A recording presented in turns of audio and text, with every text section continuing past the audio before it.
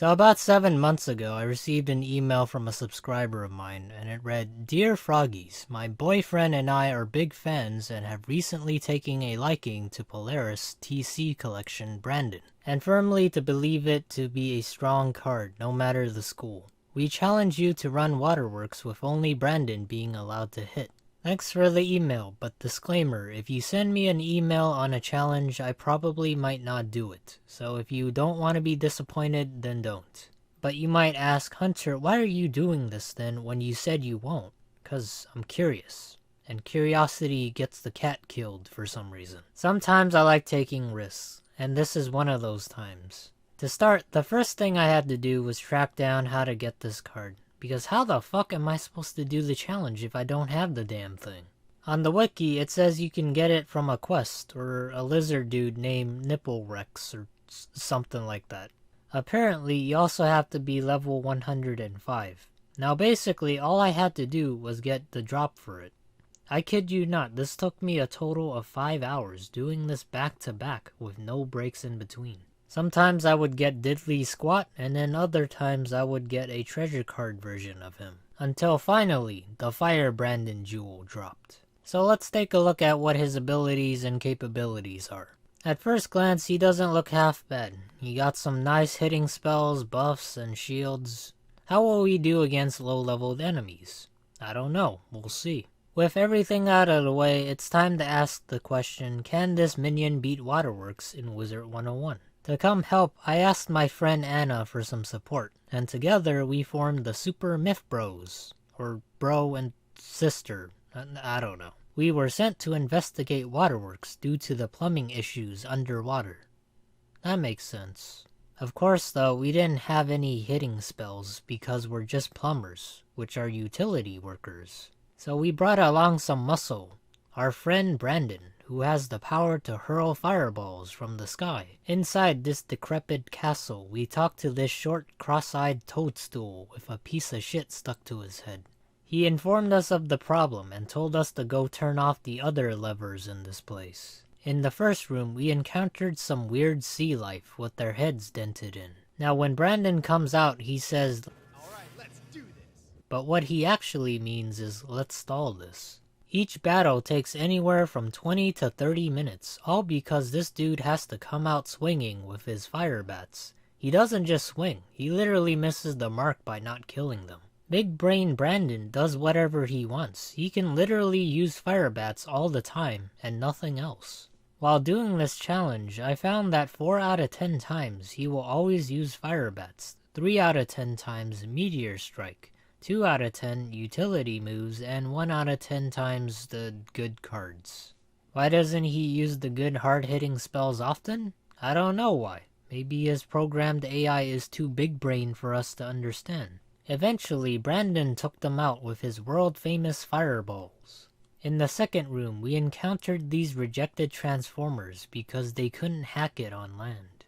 Brandon wised up and used one of his strongest spells that we will never see again because he likes fireballs too much. One lucky critical hit later and we were able to turn off the first lever. Next, we headed into the clam room, where supposedly a diver had a dilemma on figuring out which clams were rotten and which ones were fresh. It's very obvious that the yellow ones with the green mold are the fresh ones because they add flavor. But because we need health, we opened up the blue ones and solved the diver's stupid problem. In the second lever room, we were confronted by this big jellyfish named Luska. For years, many people have argued, is it female or is it male? That I don't know the question to. One thing is for certain, it likes to produce jelly out of its butthole every round. Now Brandon, being the wise baseball athlete that he is, decided to throw a curveball with his fire bats. Now why was that a curveball? Because we didn't know he was gonna fucking do that and waste all the buffs we gave him. He was then immediately rewarded with a harsh scolding to his face. So what do you do when you don't learn the first time around?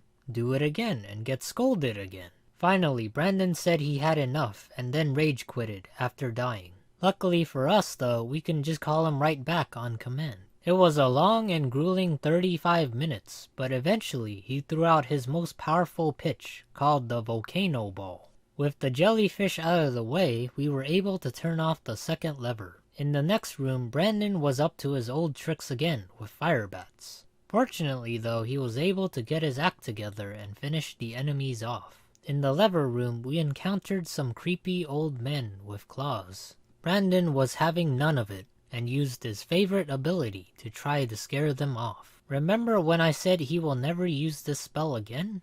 I lied. He just uses it whenever he feels like it, which is almost never. After that, I followed this mohawk-looking dude around because a book said so, and we were on our way to turn off the last lever. Here we found the muscular boys and the mechanical buff bodybuilders. This was when Brandon announced he was the hottest one in the room, which technically he was because he set the whole room ablaze. Before we knew it, all of them bowed down to him.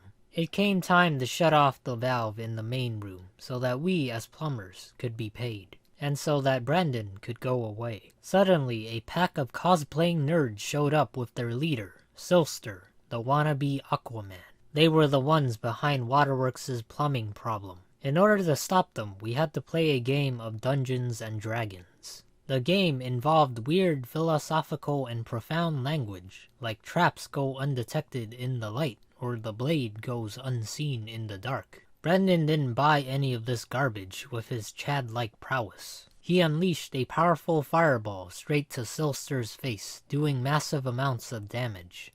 Unhappy with the result, Silster fired back with his own fireballs. Brandon then proceeded to disappoint us by using his favorite card again.